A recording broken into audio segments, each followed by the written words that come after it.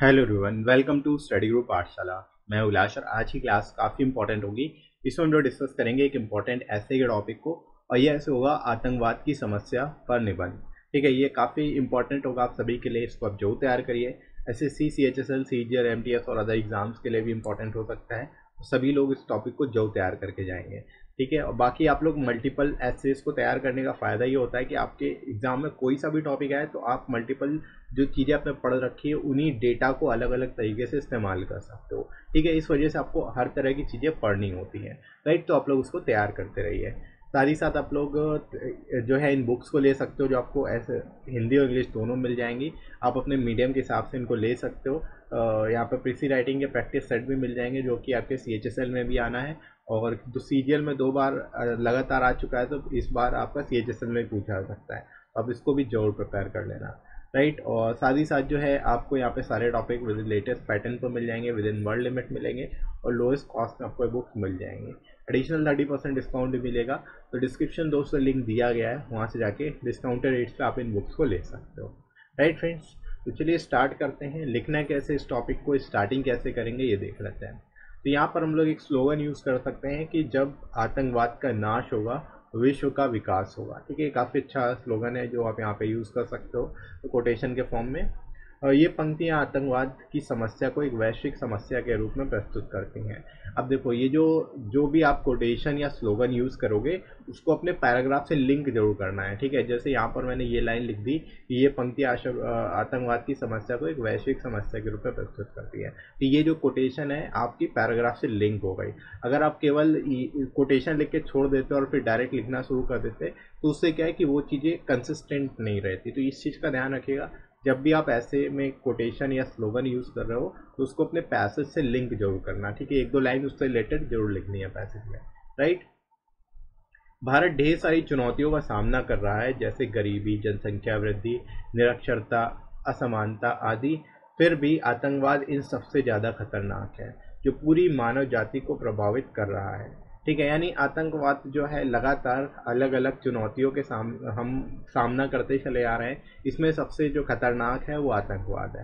Right, और जिससे पूरी मानव जाति एक तरह से प्रभावित हो रही है। राइट, ये बहुत ही डरावनी बीमारी है जो लोगों को मानसिक और बौद्धिक स्तर पर प्रभावित कर रही है। ठीक है, यानी आतंकवाद से न केवल मानसिक रूप से और बौद्धिक स्तर से भी व्यक्ति जो है प्रभावित हो जाता है। राइट, तो आप इस तरह से लिख सकते हो कि यह लोगों को मानसिक और बौद्धिक स्तर पर प्रभावित कर रही है। राइट, अपने उद्देश्य और लक्ष्यों के अनुसार विभिन्न आतंकी समूह का अलग अलग नाम पड़ा, जैसे अल कायदा, Islamic state in Syria and Iraq, ISIS, लश्कर ए तैयबा, पाकिस्तानी तालिबान, अब्बू साहिब आदि। ठीक है, अब आप यहाँ पे क्या है अलग अलग बता सकते हो कि अलग अलग जो है यहाँ पर अलग अलग जो है आतंकी समूह हैं, उनके कार्य के जैसे उनका कार्य है उसी के हिसाब से उनका अलग अलग नाम पड़ गया। कुछ एग्जाम्पल्स यहाँ पे दे सकते हो, जैसे मैंने यहाँ पे बताया हुआ है आपको। राइट, आतंकवाद मानव जाति को बड़े पैमाने पर प्रभावित करता है और लोगों को इतना डरा देता है कि लोग अपने घरों से बाहर निकलने में डरते हैं। ठीक है, आप यहाँ पर बता सकते हो कि आतंकवाद की वजह से लोगों में इतना ज़्यादा भय हो जाता है कि वो अपने घर से बाहर तक नहीं निकलते। राइट, लोगों के दिमाग पर राज करने के साथ ही अपने कुकृत्यों को प्रसारित करने के लिए अधिक जनसंख्या के खास क्षेत्रों के तहत आतंकवादी अपने आतंक को फैलाना चाहते हैं।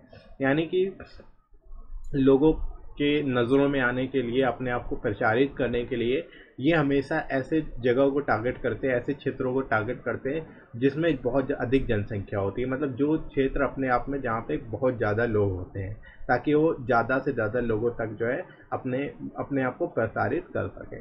राइट, तो इस चीज़ को भी यहाँ पे आप बता सकते हो, इनका मोडस ऑपरेंडी बता सकते हो उस तरह से। राइट, आतंकवाद के उदाहरण के तौर पर भारत का 26/11 हमला है, जिसमें इंसानों के साथ साथ बड़े पैमाने पर देश की अर्थव्यवस्था को भी चोट पहुंची। ठीक है, आप यहाँ पे बता सकते हो कि आतंकवाद के कई सारे हमले हुए, जिसमें सबसे फेमस आपका 26/11 का अटैक था। इसके बारे में बता सकते हो। ठीक है, जिसमें केवल जान का ही नहीं, जान माल दोनों का ही नुकसान हुआ है। राइट, पूरे विश्व के लिए आतंकवाद राष्ट्रीय और अंतर्राष्ट्रीय समस्या बन चुका है।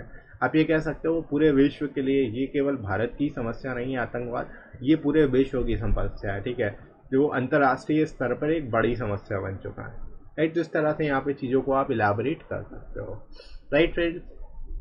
इसके साथ ही साथ फ्रेंड्स आप एसएससी CHSL के डिस्क्रिप्टिव बैच को ज्वाइन कर सकते हो, जहाँ पर आपको सारे न्यू टॉपिक डिस्कस किए जाते हैं, जिसको हम लोग इवैल्यूएट भी करते हैं, आपकी लाइव क्लासेस भी होती हैं, साथ ही साथ आपको रिकॉर्डेड वीडियोस भी मिल जाते हैं जिनको आप वॉच कर सकते हो, राइट। तो डिस्क्रिप्शन में दोस्तों लिंक दिया गया, वहाँ से जाके आप इस बैच को भी ज्वाइन कर सकते हो, राइट दोस्तों। अब आगे बढ़ते हैं हम लोग, और किस तरह से इसमें लिखोगे, चीज़ों को इलैबोरेट करोगे, ये देखते हैं। ये एक वैश्विक समस्या है जिसने लगभग सभी राष्ट्रों को प्रत्यक्ष और अप्रत्यक्ष रूप से प्रभावित किया है, ठीक है। यहाँ पे आप बता सकते हो आतंकवाद जो है एक तरह से सभी राष्ट्रों के लिए प्रत्यक्ष या अप्रत्यक्ष रूप से प्रभावित होने वाला एक कारण है, राइट।